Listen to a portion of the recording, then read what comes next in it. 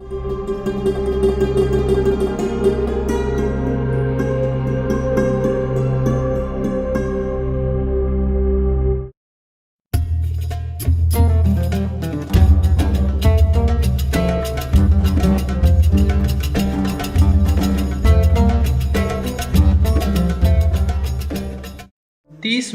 1432 کو سلطان مراد کے ہاں ایک بچے نے آنکھ کھولی۔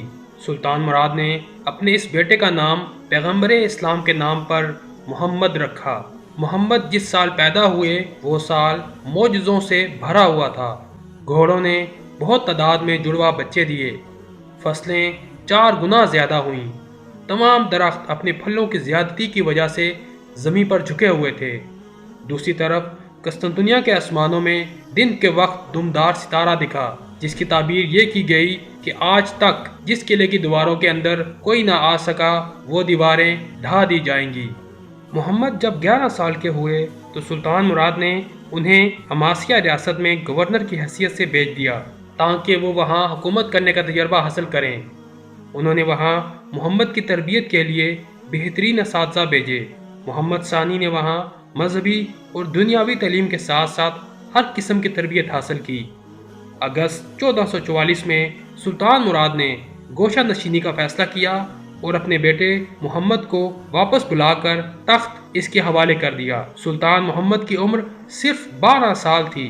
اس وقت وارنا کی جنگ کے خدشات نظر آ رہے تھے، چنانچہ انہوں نے اپنے والد کو خط لکھا کہ وہ آئیں اور فوج کی کمان سنبھالیں، لیکن سلطان مراد نے انکار کر دیا اور زاہدانہ زندگی کو ترجیح دی۔ سلطان محمد نے دوبارہ خط لکھا، اگر آپ سلطان ہیں تو آئیں اور اپنی فوج کی قیادت سنبھالیں، اور اگر میں سلطان ہوں تو آپ کو حکم دیتا ہوں کہ میری فوج کی قیادت سنبھالیں۔ چنانچہ سلطان مراد واپس آئے، اپنے بیٹے کو سلطان کے طور پر ادرنا میں ہی چھوڑا اور 1444 کے آخر میں ہونے والی جنگ وارنا میں عثمانی افواج کی قیادت کی۔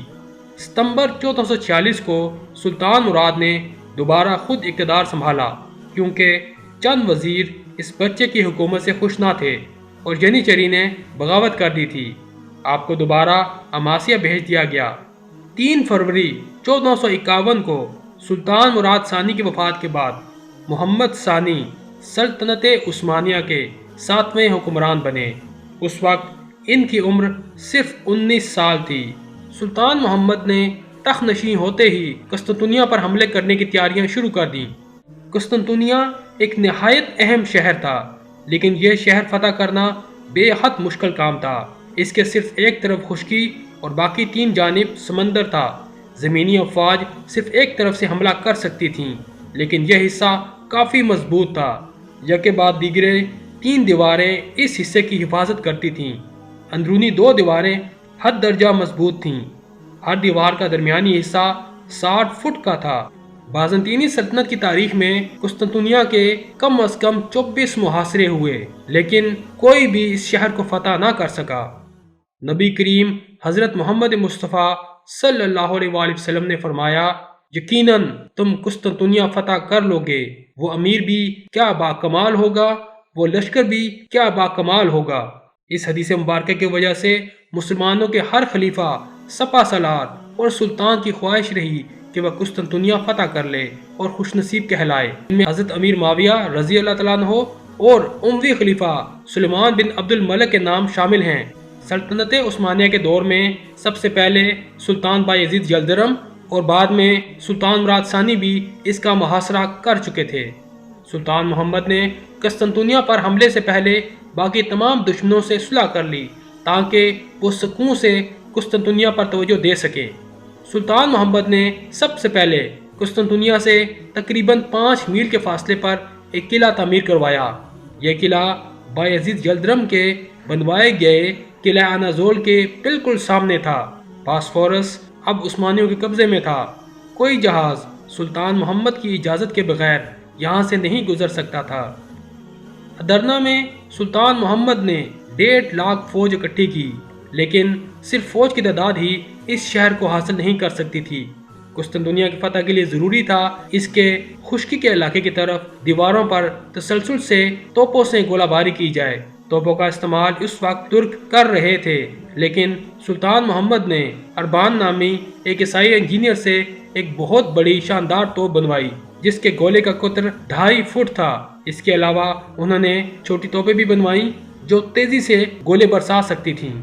قسطنطنیہ کے سمندر والے حصوں سے شہر پر حملہ آور ہونے کے لیے سلطان محمد نے 180 جہازوں کا بیڑا بھی تیار کروایا۔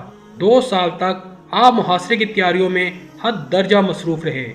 قسطنطنیہ کے حکمران شہنشاہ قسطنطین نے یورپین حکمرانوں کو مدد کے لیے خط لکھے، لیکن یونانی پادریوں کی مداخلت سے اسے زیادہ مدد نصیب نہ ہو سکی۔ جنیوا کا ایک کمانڈر گیوانی جسٹینیانی 2 جنگی جہازوں اور 700 منتخب سپاہیوں کے ہمراہ قسطنطین کی مدد کو پہنچا اور صرف 3000 یونانی فوجی اس کی مدد کو آئے۔ 6 اپریل 1453 سلطان محمد نے قسطنطنیہ کا محاصرہ کر لیا۔ ابتدا میں سلطان محمد کی فوج کو کافی نقصان اٹھانا پڑا۔ قلعے پر حملوں کا کوئی فائدہ نہیں ہو رہا تھا، سرنگیں کھودی گئیں، لیکن قسطنطنیوں کو پتہ چل گیا اور یہ حکمت عملی بھی کامیاب نہ ہو سکی۔ سمندر کی طرف سے 5 جہاز جو کہ قسطنطنیہ کو رسد پہنچانے کی نیت سے آ رہے تھے، عثمانیوں نے ان کا راستہ روکا، لیکن وہ جہاز عثمانی بیڑوں سے بڑے تھے۔ انہوں نے گولہ باری کی جس سے عثمانی جہازوں میں کھلبلی مچ گئی اور ان جہازوں کو رستہ مل گیا، لیکن اس کے بعد مسلمانوں نے وہاں سے کوئی جہاز نہ گزرنے دیا۔ سمندر کی طرف شاخ زریں جسے گولڈن ہارن کہتے ہیں، ابنائے باسفورس کی ایک قدرتی خلیج تھی جو شہر قسطنطنیہ کے یورپی حصے کو 2 حصوں میں تقسیم کرتے ہوئے ایک قدرتی بندرگاہ بناتی ہے۔ اس گولڈن ہارن کے مقام داخلہ پر بازنطینی حکمرانوں نے ایک بہت بڑی زنجیر نصب کر رکھی تھی اور نتیجتاً وہی جہاز بندرگاہ میں داخل ہو سکتا تھا جسے وہ چاہتے تھے۔ اس وجہ سے سلطان محمد کی بحری فوج یہاں سے شہر کے بندرگاہ تک نہیں پہنچ سکتی تھی۔ سلطان محمد نے اس وقت ایک نہایت انوکھا کام کیا۔ باسفورس اور بندرگاہ قسطنطنیہ کے درمیان 3 کلومیٹر کا خشکی کا راستہ تھا، لیکن یہ ہموار نہ تھا۔ سلطان مراد نے اس پہاڑی زمین پر لکڑی کے تختوں کی ایک سڑک بنوائی اور ان تختوں کو چربی سے خوب چکنا کیا اور ایک رات کے اندر 80 بحری جہاز شہر کے اندر گولڈن ہارن میں پہنچا دیے۔ یہ حیرت انگیز کارنامہ دنیا کی تاریخ میں پہلے کبھی نہ ہوا تھا۔ اب بندرگاہ والا حصہ بھی محصور ہو گیا۔ قسطنطین کو اپنی فوج کا ایک حصہ ادھر بھی لگانا پڑا۔ خشکی کی جانب سے بھی متواتر حملے جاری رکھے گئے۔ 7 ہفتوں کی مسلسل گولہ باری سے دیوار کے کچھ حصوں میں اچھے شگاف پیدا ہوئے۔ محاصرے کو 54 دن ہو چکے تھے، جنیجری دستہ ان شگافوں سے شہر میں داخل ہو گیا۔ اس کے پیچھے عثمانی فوج داخل ہوتی گئی اور یوں 29 مئی 1453 کو یہ شہر سلطان محمد نے صرف 21 سال کی عمر میں فتح کر دکھایا۔ سلطان محمد نے فتح کے بعد بے حد سختی سے حکم دیا کہ لوگوں کی جائیدادوں کو نقصان نہ پہنچایا جائے اور نہ ہی کسی قسم کی لوٹ مار کی جائے۔ سلطان محمد نے اس وقت کے مشہور گرجے آیا صوفیہ کو مسجد میں تبدیل کروا دیا۔ 1935 میں مصطفیٰ کمال اتاترک نے اسے میوزیم بنا دیا۔ سلطان محمد کو جب علم ہوا کہ حضرت ایوب انصاری رضی اللہ تعالیٰ عنہ جنہوں نے اپنی زندگی میں اس قلعے کا حصار کرتے ہوئے جامع شہادت نوش فرمائی تھی کہاں دفن ہیں، تو سلطان نے وہاں ایک مسجد بنوائی جس کا نام جامع مسجد ابو ایوب رکھا اور مسجد کی ایک طرف آپ کا مزار بنایا گیا۔ قسطنطنیہ کا نام تبدیل کر کے اسلام بول رکھا گیا جو بدلتے ہوئے استنبول ہو گیا۔ آپ نے استنبول کو اپنی سلطنت کا دارالحکومت بنا دیا اور شہر کی اثر نو تعمیر کروائی۔ سلطان محمد کو فاتح اور قیصر روم کے القاب دیے گئے۔ فتح قسطنطنیہ کے بعد سلطان محمد رکے نہیں بلکہ 30 سالہ دور حکومت کا زیادہ تر حصہ میدان جنگ میں ہی گزارا۔ یونان اور سربیا کو اپنا باج گزار بنایا۔ اگلے سال سلطان محمد بلغراد کی طرف نکل پڑے۔ ہنگری کا شاہ اس وقت جان ہونیاڈے تھا۔ اس مارکے میں سلطان محمد زخمی ہوئے اور مسلمانوں کا کافی نقصان ہوا، اس لیے سلطان محمد کو محاصرہ اٹھانا پڑا۔ دوسری طرف ہونیاڈے بھی زخمی ہوا اور زخموں کی تاب نہ لاتے ہوئے مر گیا۔ 1459 میں سربیا کا نام و نشان مٹ گیا اور یہ عثمانی سلطنت کا ایک صوبہ بن گیا۔ 1460 میں موریہ کو سلطنت کا ایک صوبہ بنا دیا گیا۔ 1462 میں بوسنیا فتح ہوا۔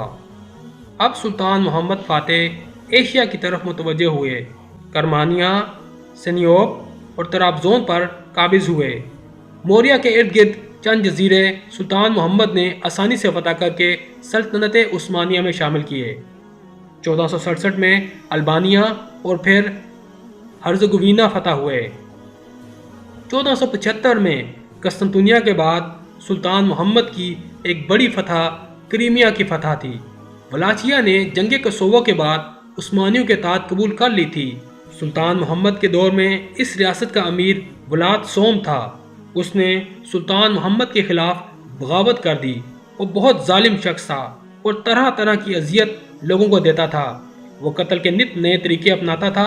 اس کا پسندیدہ طریقہ جسم میں کیلیں ٹھونک کر مارنا تھا۔ لوگوں کی تڑپتی ہوئی لاشوں کو دیکھتے ہوئے اسے سکون ملتا تھا، یہاں تک کہ وہ ڈریکولا یعنی خون پینے والے ویمپائر کے نام سے مشہور ہوا۔ جب یہ داستان سلطان محمد تک پہنچی تو ایک زبردست فوج تیار کی اور ولاچیا کا رخ کیا، لیکن ولاد نے راستے میں ہی ایک وفد بھیجا اور اطاعت قبول کر لی اور سالانہ خراج دینے کی حامی بھری۔ سلطان محمد نے اس کی درخواست کو قبول کیا اور واپس چلے گئے، لیکن یہ اس کا وقتی ہیلا تھا۔ سلطان کے واپس جاتے ہی اس نے ہنگری سے مدد طلب کی، ان سے اتحاد کر کے دوبارہ وہی ظلم شروع کر دیا۔ سلطان نے اپنے نمائندے بھیجے جن کو اس نے قتل کروا دیا۔ ولاد بلغاریہ سے 25,000 بے گناہ لوگ قید کر لایا۔ سلطان نے اپنے ایلچی بھیجے کہ ان قیدیوں کو چھوڑ دو۔ اس نے ان ایلچیوں کو بھی میخیں ٹھکوا کر مروا دیا۔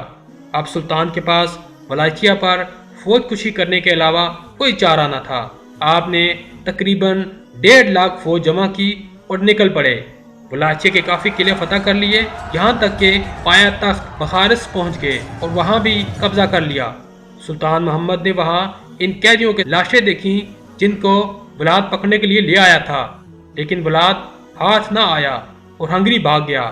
سلطان محمد نے اس کی جگہ اس کے بھائی راڈول، جس کی تربیت سلطان کے زیر نگرانی ہوئی تھی، کو حکومت سونپ دی اور ولاچیا کو باج گزار بنانے پر اتفاق کیا۔ یوں محمد فاتح نے ڈریکولا کے ظلم سے لوگوں کو نجات دلائی۔ اس مارکے کے بعد وینس کو دوبارہ فتح کر کے اپنا باج گزار بنایا گیا۔ سلطان محمد نے مسیح پاشا کی قیادت میں ایک لشکر روہوڈس بھیجا، لیکن جہاں عثمانی لشکر کو شکست کا سامنا کرنا پڑا۔ 11 اگست 1480 کو اٹلی کے ایک مشہور شہر اوٹرانٹو کو فتح کیا۔ محمد فاتح صرف اپنی فتوحات کی وجہ سے مشہور نہیں ہیں، بلکہ انتظام سلطنت اور اپنی حیرت انگیز قابلیت کے باعث بھی شہرت رکھتے ہیں۔ انہوں نے جو بھی شہر فتح کیے وہاں تعلیمی اداروں، مساجد اور مدارس کا قیام کیا، بے شمار پل، مارکیٹیں، محلات، پارک اور بازار وغیرہ بنوائے، پانی کے تمام مسائل حل کیے۔ ان کے دور میں عثمانی بندرگاہیں دنیا کی بہترین بندرگاہیں تھیں۔ آپ نے پہلی مرتبہ سلطنت عثمانیہ کے لیے باقاعدہ قوانین مرتب کیے۔ انہوں نے ہر نئے سلطان کے لیے برادر کشی کا علماء سے فتویٰ جاری کروایا، جس کے تحت تخت پر بیٹھنے والا ہر نیا جانشین دنیا کے امن و امان کی خاطر اور بغاوتوں کو ختم کرنے کے لیے اپنے بھائی کو قتل کر سکتا ہے۔ اس پر فرض ہوگا کہ وہ اس پر کاربند ہو۔ 2 مئی 1481 اس عظیم الشان سلطان کی وفات کا دن ہے۔ وفات کے وقت آپ کی عمر 49 سال تھی۔ چند تاریخ داں یہ بھی کہتے ہیں کہ انہیں زہر دیا گیا تھا۔ آپ کو استنبول میں دفن کیا گیا۔ سبسکرائب کیجیے اسلامی اقدار کو اور بیل آئیکن کو دبائیے تاکہ رہتے رہیں آپ باخبر اسلامی اقدار سے۔